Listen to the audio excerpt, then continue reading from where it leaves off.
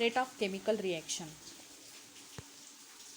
Take into account the time required for the following processes and classify them into the two groups and gives titles to the groups.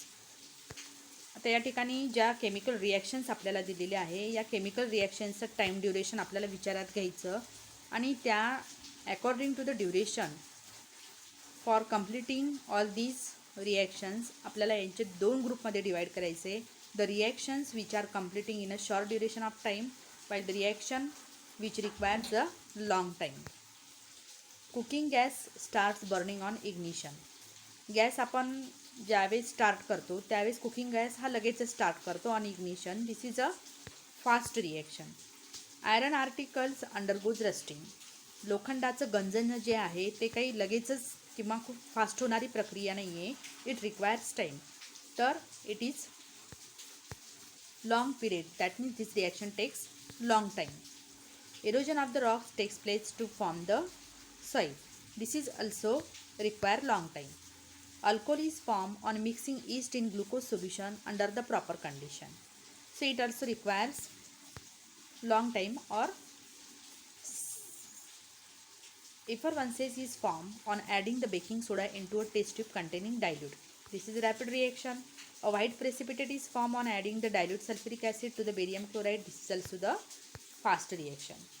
तर या सगळ्या रिॲक्शनचा ज्यावेळेस आपण अभ्यास करतो we come to know that it can be seen from the above examples that some reactions are completed in the short time that is occur rapidly while some other require long time for completion that is occur slowly.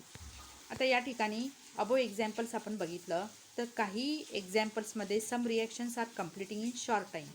काही reaction एकदम short टाईममध्ये complete होतात.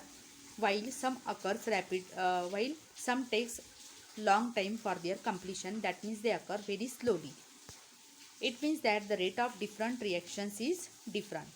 तर chemical reaction तर घडून येते पण प्रत्येक केमिकल रिॲक्शन प्रत्येक वेळेस रॅपिडली होत नाही किंवा प्रत्येक वेळेस तिचा रेट हा स्लो नसतो. तर the reactions are grouped into the two categories. The reactions which are takes long time for their completion while the reactions takes or occur fastly or takes a very slow time for their completion. The same reaction occurs at a different rate on changing the condition. For example, during winter, long time is required for setting milk into the curd. आता काही रिॲक्शनचा जर आपण अभ्यास केला तर असं दिसून येतं की रिॲक्शन तर सेम असते, एकच रिॲक्शन पण at a different rate on changing the condition.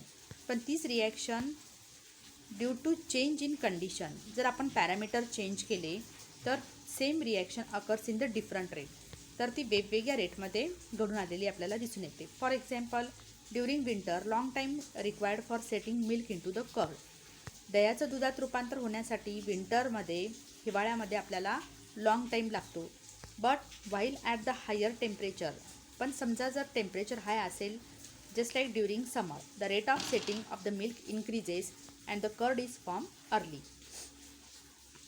Now let us see the factors which decides the rate of chemical reaction. तर आपल्याला या ठिकाणी factors which decides the rate of chemical reaction, the different factors we have to study. Which factors responsible for carrying the chemical reaction fastly or the chemical reaction slowly. तर या ठिकाणी आपण factor किंवा parameter change करून कशा पद्धतीने any chemical reaction आपण fast घडून आणू शकतो तसे फॅक्टर्स आपल्याला या ठिकाणी डिस्कस करायचे. तर इथपर्यंत एवढंच लक्षात घ्या की different chemical reactions are categorized into the two groups. The chemical reactions which are occurring slowly and while the chemical reactions which are occurring fastly. But the same reaction occurs at a different rate on changing the condition. So factors affecting the chemical reaction we will discuss in our next video.